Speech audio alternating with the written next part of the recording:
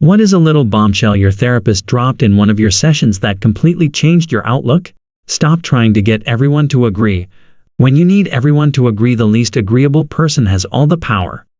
Really changed my outlook on planning family events.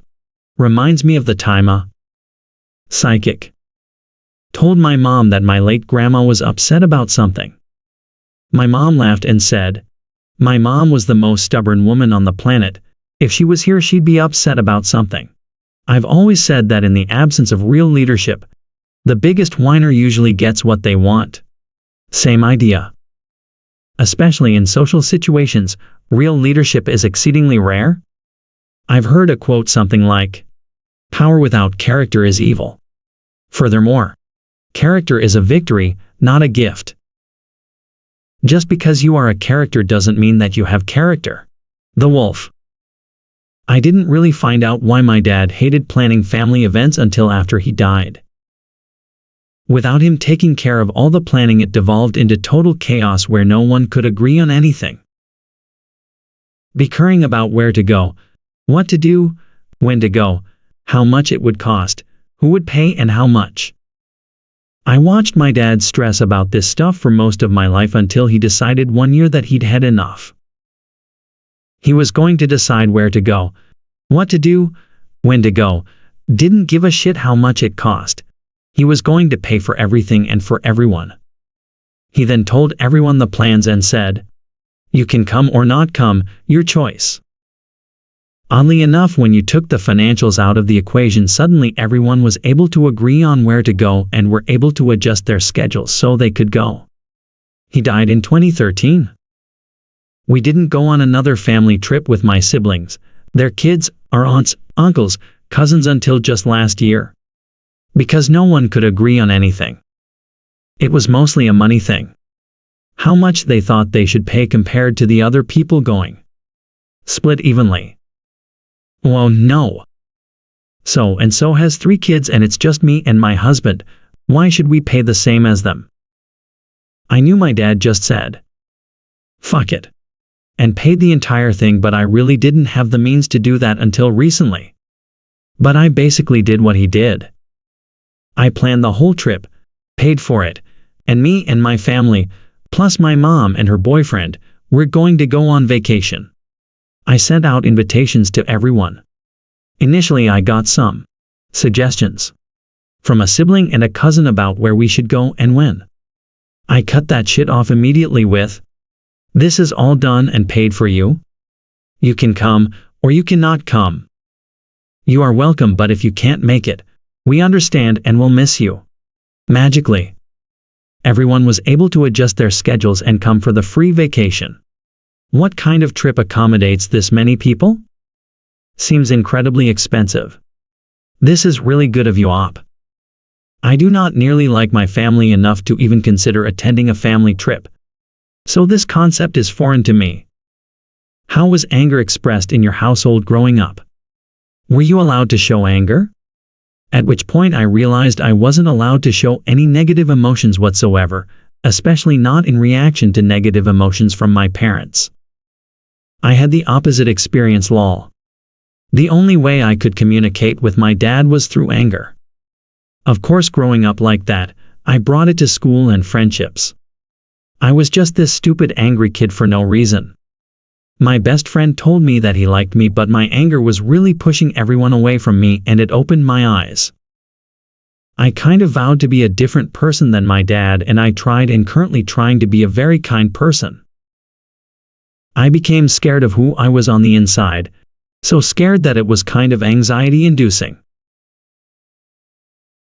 I went to therapy within the last year, and my therapist said that how we deal with situations is deeply rooted in our first social relationships, which are usually with our parents. Anger has become my default mode that I switch to when reasoning becomes difficult. I think realizing that and accepting who I am and being conscious of the progress I've made has helped me a lot in terms of becoming comfortable in my own skin for once. I think realizing that and accepting who I am and being conscious of the progress I've made has helped me a lot in terms of becoming comfortable in my own skin for once. This is something I have never understood. I have a similar issue, not necessarily anger-related. How did you grow comfortable with it by accepting it? Do you just live it out? Do you notice your default stance and change it? But how can you be comfortable when this is something you do not like? Don't think of the relationship as over. Think of it as complete. Fundamentally changed how I was processing a tough breakup. So helpful. You complete me. Welp. Guess it's time? Slaps knees and stands up. Take it easy. This visual really made me chuckle. Your mom is never going to be the parent you want or need, so stop expecting her to be and being mad that she isn't. Also, people who are addicts tend to get frozen at the time they started abusing drugs or alcohol because their focus is their addiction and not developing as a person. So a person who started drinking heavily at 13 and quit at 30 would behave a lot like a 13-year-old.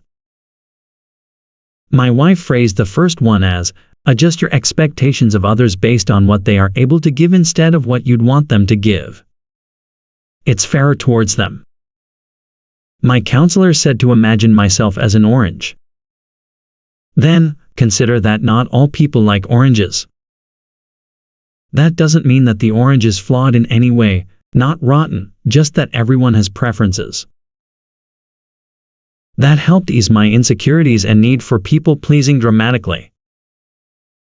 If you literally lay down and let people walk all over you, someone would complain that you're not flat enough. Why do you make people more comfortable when you are uncomfortable? When talking about people-pleasing and fawning, will worrying about it change the outcome? If the answer is yes, go ahead and worry about it. I suddenly realized that I couldn't think of a situation where the answer to that question was ever yes. Really short-circuited the worry cycle for me. You are not responsible for your parents' emotional well-being. They are independent adults who have been on this earth for many more years than you. Adult children of emotionally immature parents. Give the series a read. Emotions are not bad, even the unpleasant ones. They all have an appropriate place. Yes.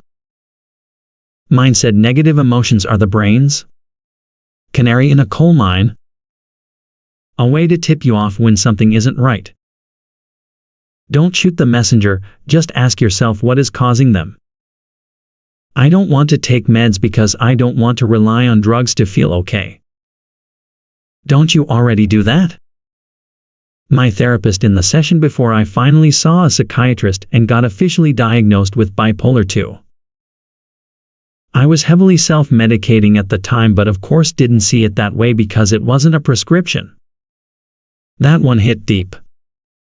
I've said the first line multiple times. No one has ever said the second. You are not special. I was having some very strong anxiety at the time, especially in regards to other people. I felt like I was judged everywhere, like I couldn't go to the store, take the bus, or even go to a walk because I felt people were judging my every move, how I dressed, how was my hair, how I talked, even how I walked. Every stranger was thinking bad of me. It was scary as hell. I was telling her about this, and how I started avoiding going out, which was a problem because I had to go to college soon. And she looked me straight in the eyes and told me, "Name, I'm telling you this with all the care of the world, but you are not special.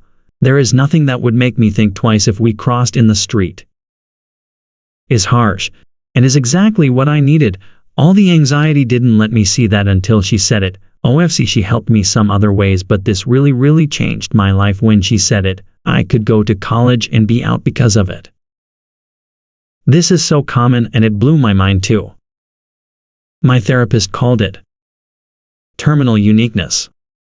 It also proved effective for my body hate, as I realized I am not the main character and am under no obligation to look like a flawless goddess in the background of other people's stories. Is it your anxiety, or hers? Drop. Background. I have an overbearing mother who needs to know as much as she can about what I'm doing on my own time to sleep well at night, according to her. She basically treats me like a rebellious kid in a teen movie from the 90s, when I'm an independent, grown-ass woman approaching my mid-30s. At the time my therapist said this, I was 28-ish and panicking about an upcoming business trip. Not the trip itself, but her reaction to me leaving the state for a few days. As I was going down the list of texts I knew she'd bombard me with, my therapist dropped this. She gave me permission to opt out of managing her fears like I had been doing for years. End result, I went on the trip without telling her a thing and have established a few more sanity-preserving boundaries since. My mother is a narcissist, so everything had been about managing her and her emotions. So I understand the feeling. We judge ourselves by our intentions, and everyone else by their actions. Closely related, the correspondence bias, or fundamental attribution error. We tend to assume others' bad behavior is caused by them being bad people, whereas we justify our own bad behavior by external circumstances that we cannot control. Your mother was an absentee mother, so why would you think she would be anything other than an absentee grandmother to your child? It made me lower expectations of the type of relationship my child would have with my mom. So now she's the fun grandma on facetame that sends presents but never shows up, and I'm perfectly okay with that. I wish my mill did this. It was so simple, yet something I hadn't heard before. You didn't deserve that. At the time I was into getting tarot card readings and seeing psychics. My therapist told me he has psychic clients who come to him ashamed about the excessive amount of lying they do every day. Haven't been to a psychic or tarot card reader since. I have this idea for a movie where a therapist realizes that her clients listen to their psychics more than her, so she pretends to be a psychic and gives her clients sound advice but claims it comes from the stars or the cards or whatever. First session, going over history, talking about how sad I am and how it affects my marriage, and after describing our relationship the counselor said, "Wow, you're really going through a lot of mental and emotional abuse." What? Honestly, I didn't know it was a thing. She was right. It took me a few years, but I was able to get out. There's nothing wrong with you. You are just picking the wrong people to be friends with. I got some new friends and my life changed pretty dramatically after that. Also, your partner should enhance what you like most about yourself. It made dating so much easier. No need to settle for less than that. They literally do not give a shit about you, so why do you care about them? Letting me know it was time to move forward from some hurt that I held onto for a long time. And understand vindication and atonement doesn't always come. When you use the words, "I should," you're silently finishing the sentence with point in order to be worthy of love and respect. Should is a much smaller part of my vocabulary now.